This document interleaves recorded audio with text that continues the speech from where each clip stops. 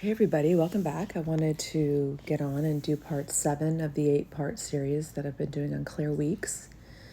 And again, if you are starting here, I'd go back and watch the first 6 because they do kind of build off of each other, as they are a trajectory that Dr. Claire Weeks kind of spelled out decades ago for non-benzo injured folks, but for patterns that she saw in hundreds of thousands of people in her practice and in her career over her lifetime.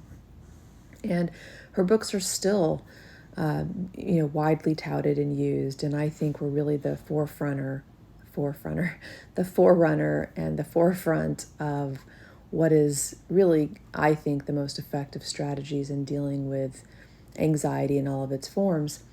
And I think nervous suffering and the way she defined it and understood it certainly works for us in the sense of how many of us are kind of going through this in our withdrawal experience, or in bind, benzo withdrawal, or bind, as we're calling it.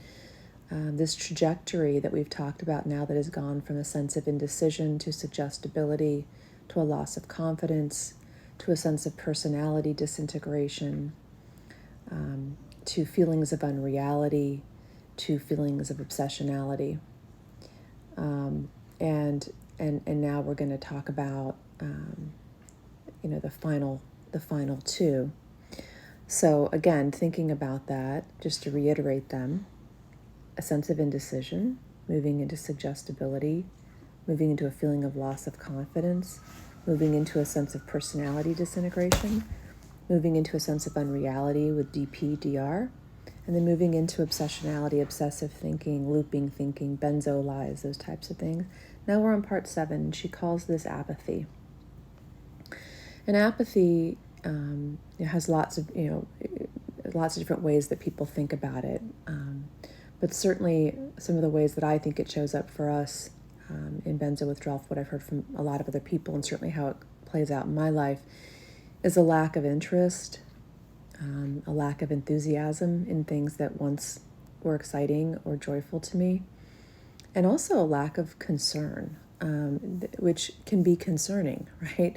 This sudden lack of concern. I've had many people reach out to me and say, I feel like I, don't really care one way or the other to get up, get dressed, take a shower. I don't really care to see my family or friends. I used to be, immaculate and took great pride in the way I looked and the way I handled myself, and now I just don't care. And this can come with a sense of hopelessness and sadness. And I think a lot of us can really relate to this apathy, this lack of interest, lack of enthusiasm, a sense of indifference. And what Claire was getting at in this trajectory was really, and I'll talk about it more in a later video, but what the way I understand it is almost like a theory of economics. And when I was working as a clinician, I would talk a lot of times to my clients about a theory that I called mental omics. Mental omics, kind of like economics, like the economics of our mental health, the economics of our mind. And as you go through this trajectory, starting with indecision and all the way down, what you're basically experiencing, or what we're experiencing, or people that Claire was treating, was this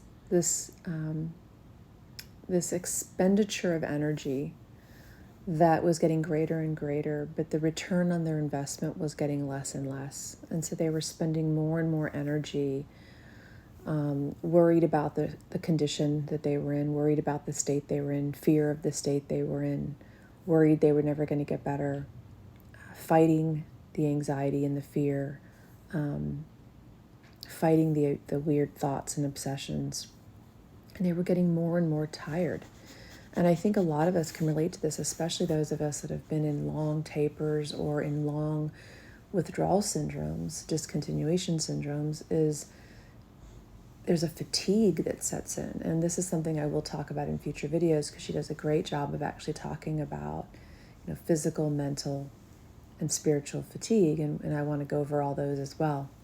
But for now, as she's landed on apathy as the 7th of the 8, kind of layers of this trajectory of nervous suffering. She's getting into this place where we are losing energy, and again, we're not getting a return on our investment. In the beginning, when like for me, I can speak to when all this started for me, there was a lot of energy going into what is this, right? And there was an adrenaline, there was an energy actually to trying to figure out what the hell had happened to me. And then once you figure it out, and you just kind of have to take almost a trying smarter rather than a trying harder approach to just sustain the passing of time that we have to go through in our healing, fatigue can really set in. And it's very common, and with this comes this sense of apathy. And for me, it's not that I feel bored. I even in this, I have given myself lots of projects to research and write and work on, and there's a couple hours each night where I'm really able to do that. But that said, what I definitely have in myself is I mentioned this in a video I did last night called this ship ain't going down.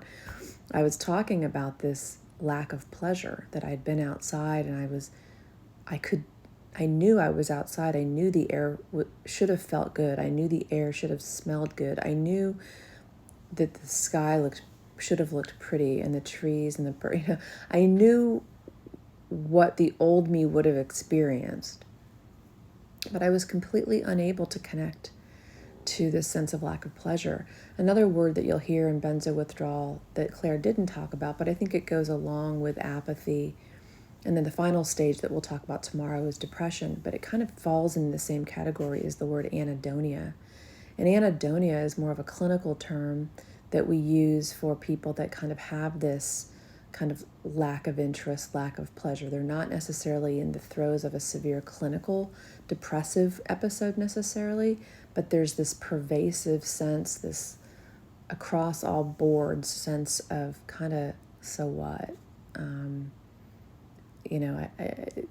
The colors look muted.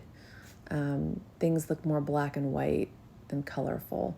Sounds, music, nothing stirs us, And it can be really scary when we move into this anhedonic experience or this apathy, because it's not who we were. It's not, most of us that are going through this, at least the hundreds I've talked to, have always been pretty high-functioning, go-getter, problem-solver types, right? Which makes benzo withdrawal so much harder, because we can't problem-solve our way out of it. And with that trying and not being able to, all the tricks in our bag don't work. We start to lose energy really quickly, and so the well gets dry, and there's nothing to borrow from after a while. Once the well's dry, there's nothing to really, we can't borrow anything to get through the day or the hour.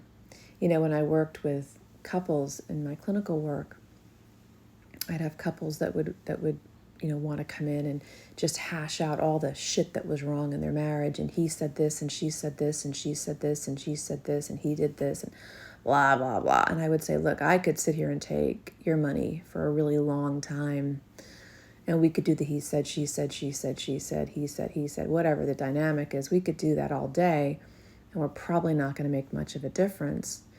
But if we can begin to determine, if you guys actually want this marriage to work, how do we increase positive bids? And my point was, how do we start to refill the well that's empty? And I think that's part of what we have to think about in this process for us too. Just harder to do. But our wells are kind of empty. By the time we hit that anhedonia, apathy, depressive part, the well's pretty well dry.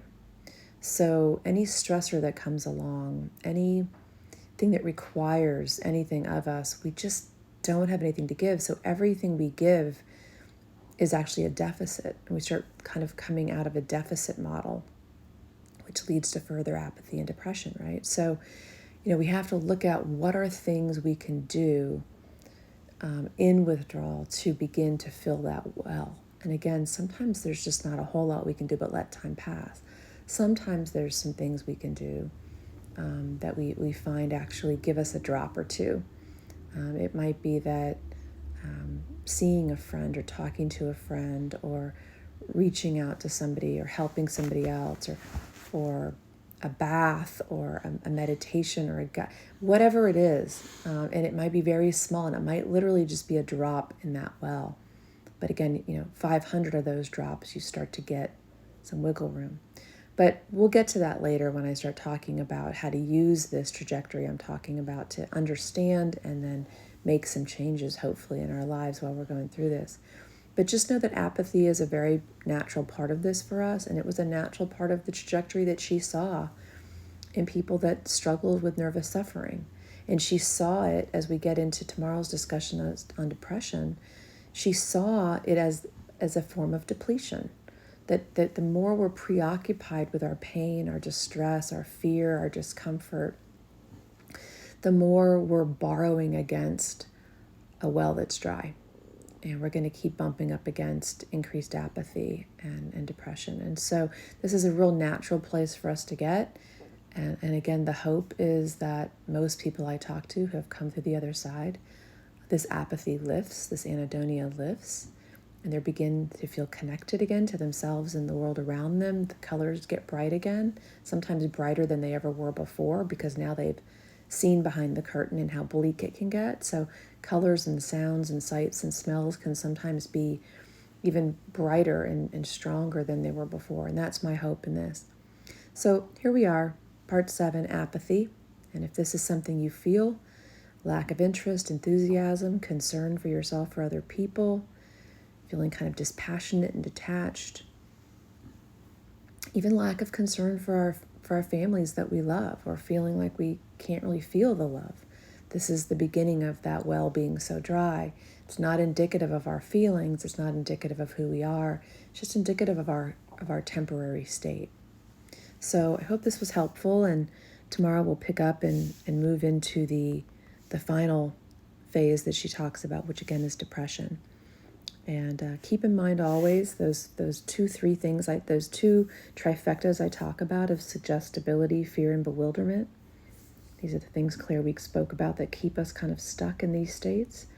And then also the things that make all of us anxious in life, all human beings, benzo related or not, which is feeling out of control, feeling uncertain about the present and the future, and feeling vulnerable, which again we have in spades in this. So it's no wonder we're going through this. It's no wonder this trajectory really does make a lot of sense to many of us, and we can see ourselves in it. But know that this is not a chronic or terminal condition. It is just unfortunately our temporary fate right now, and it can be really painful. So we'll tune in tomorrow. We'll go through the final part, and then I'll circle back and kind of talk about what do we do now with this. Thanks so much, guys.